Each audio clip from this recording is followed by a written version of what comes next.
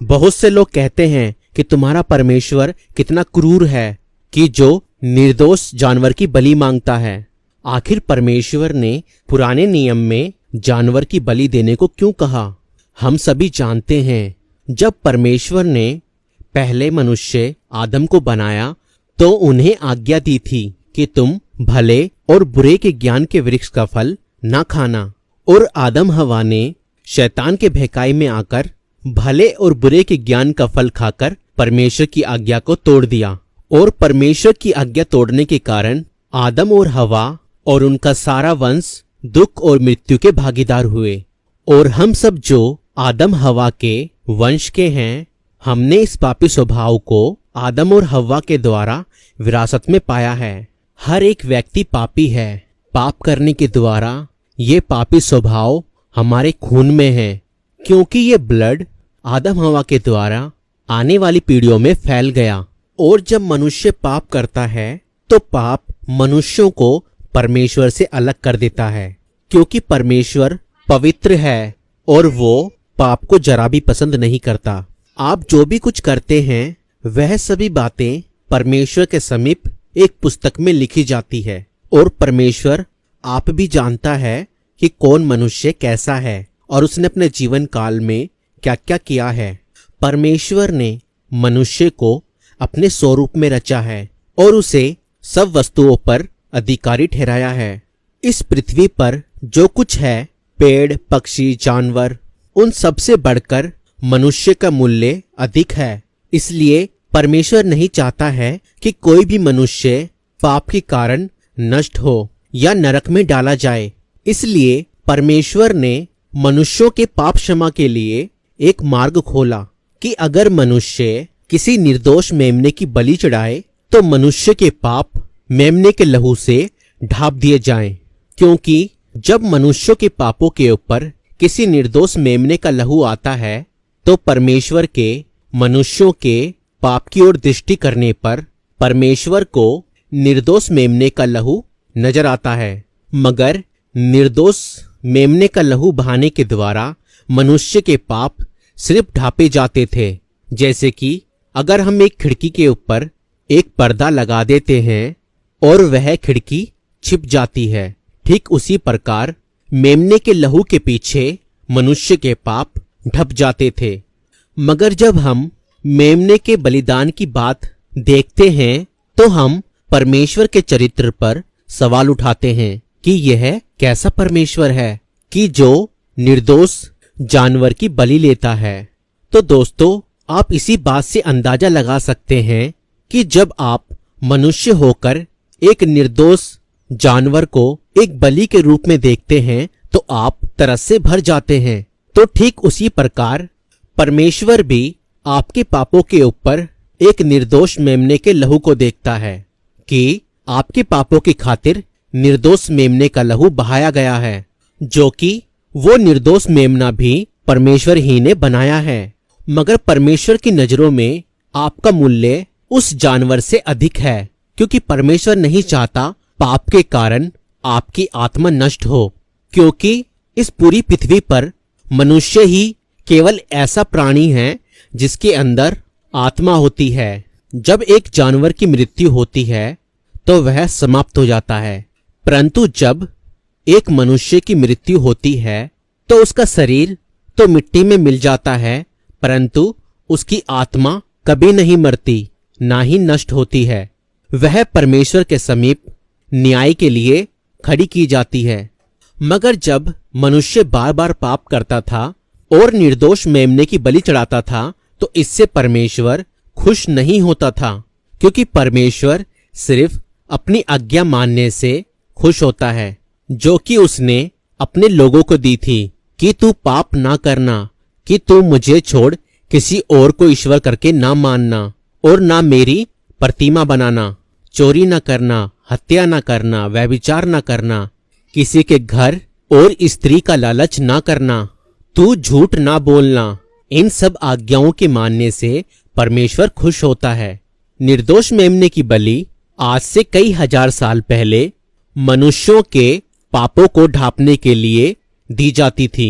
मगर मनुष्यों का पाप बढ़ता गया इसलिए परमेश्वर ने एक मार्ग खोला कि वह हर एक मनुष्यों के पापों की जगह एक महान बलि उपलब्ध कराएंगे। और वह खुद परमेश्वर का पुत्र था जिसका नाम यीशु मसीह था। यीशु मसीह आज से 2023 साल पहले परमेश्वर पिता के अंश के द्वारा कुंवारी मरियम से पैदा हुए।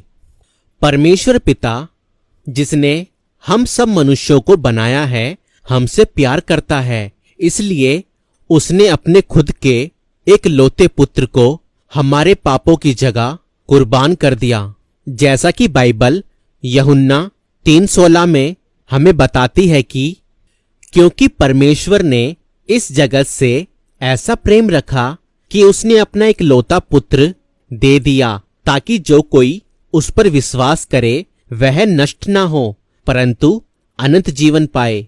परमेश्वर ने अपने पुत्र यीशु मसीह को जगत में इसलिए नहीं भेजा कि जगत पर दंड की आज्ञा दे, परंतु इसलिए भेजा कि उसके द्वारा जगत उद्धार पाए।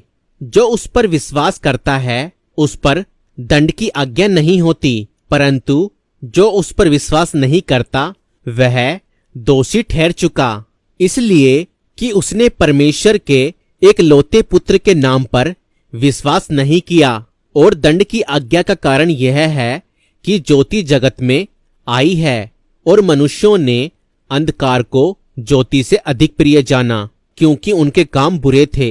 दोस्तों, जब आप एक निर्दोष जानवर को एक बलि के रूप में देखते हो तो आप तरस से भर जाते हो। और अब जब परमेश्वर ने हर एक मनुष्यों के पापों के उद्धार के लिए अपने ही एक लौते पुत्र यीशु मसीह का लहू बहा दिया है, तो अब क्यों आपका हृदय दया और तरस से क्यों नहीं भरता? अब आप क्यों नहीं सोचते कि आपके पापों की खातिर खुद परमेश्वर के एक लौते पुत्र ने खुद को क्रूस पर कुर्बान कर दिया है? बाइबल बताती है कि जो कोई परमेश्वर के एक लौते पुत्र के नाम पर विश्वास नहीं करता वह दोषी ठहर चुका है, क्योंकि उसने परमेश्वर के एक लौते पुत्र के नाम पर विश्वास नहीं किया।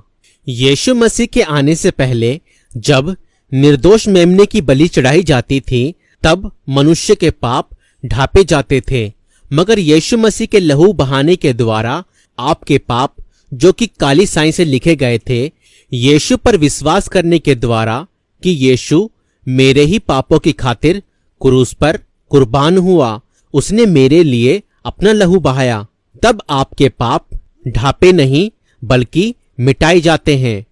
आज परमेश्वर आपसे किसी निर्दोष जानवर का बलिदान नहीं मांगता, क्योंकि आज से 2023 साल पहले वह हम सभी मनुष्यों के पापों के लिए अपने एक लौते पुत्र यीशु मसीह को बलिदान कर चुका है और अब किसी को कोई बलिदान देने की जरूरत नहीं है। बस अब आपको परमेश्वर के एक लौते पुत्र यीशु मसीह के नाम पर विश्वास करना है कि वह मेरे ही अपराधों के कारण क्रूस पर बलिदान हुआ। आप परमेश्वर के पास आएं और यीशु मसीह के नाम पर अपने गुनाहों की माफी मांगे और ये विश्वास करें कि आज से 2023 साल पहले यीशु मेरे पापों के लिए ही क्रूस पर कुर्बान हुआ। अगर आप अपने पापों की क्षमा चाहते हैं तो आप हमारे साथ यह प्रार्थना कर सकते हैं। कहें, पिता परमेश्वर, मैं विश्वास करता हूं कि आज से 2023 साल पहले आपने मेरे ही पापों की खातिर अपने एक लौते पुत्र प्रभु यीशु मसीह को इस जगत में भेजा। वह मेरे लिए ही मारा गया और गाड़ा गया और तीसरे दिन मुर्दों में से जी उठा। प्रभु यीशु, मैं आपको अपने जीवन में अपना प्रभु, अपना मुक्तिदाता ग्रहण करता हूं। आप मेरे जीवन में आएं और मुझे अपनी संतान बनाएं और अब तक के मेरे सभी अधर्म और पापों को क्षमा करें। मुझे अपनी आत्मा से परिपूर्ण करें और मुझे अपनी राहों पर चलाएं। पिता परमेश्वर, इस प्रार्थना को यीशु नाम से मांगता हूं, सुनकर कबूल कर। आमीन। और इतनी सी प्रार्थना करने के बाद आप भी परमेश्वर के बेटा और बेटी बन जाएंगे और आपका नाम आज जीवन की पुस्तक में लिख दिया गया है। ध्यान दें, परमेश्वर आपके जीवन को बदलता है, आपके धर्म या जात को नहीं। और कमेंट्स में अश्लील गाली बकने वाले, अश्लील बातें बोलने वाले, ध्यान रखें, इन सब बातों के विषय परमेश्वर आपका न्याय करेगा। इसलिए कुछ भी बोलने से पहले सोच समझ ले। अगर आप हमारी सेवकाई को सपोर्ट करना चाहते हैं तो आप हमें फोन पे, गूगल पे, पेटीएम और यूपीआई भी कर सकते हैं। Details description